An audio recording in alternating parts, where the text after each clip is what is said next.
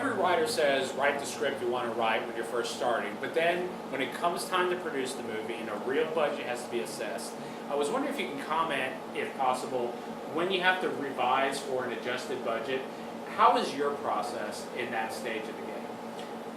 Well, I do my best to write it where I'm not thinking about the fact that I'm even going to be the one to direct it. I feel like there's a reason why traditionally movies are written by one person and directed by another. And so I feel like the best way to give the project its best chance to be successful is to separate myself as much as possible.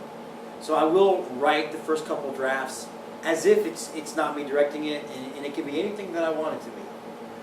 And then we kind of have a process at Twitchy where I write a lot of different scripts, and some of them I know from the beginning that's just not going to be a Twitchy product, and so I try to get those as to keep my writing career going and have those in screenplay competitions and things like that.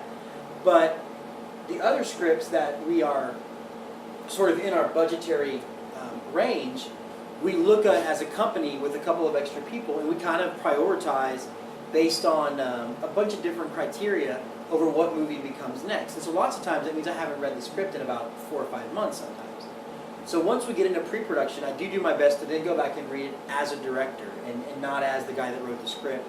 And then I start to look at just potential problem areas that might be difficult on our budget. And then the best way that I can still keep the story beat there and keep the intent of the scene there by maybe dialing it back. And it might be something as simple as if I have to have an exchange in a courtroom, for example, and I can't get a courtroom, I might move that scene to the judge's chambers, where I can fake a judge's chambers a lot easier than I can fake a courtroom. So that's sort of the curse, but also the challenge of doing things on a true micro budget. And I actually kind of dig the challenge. I dig creating the problem solving.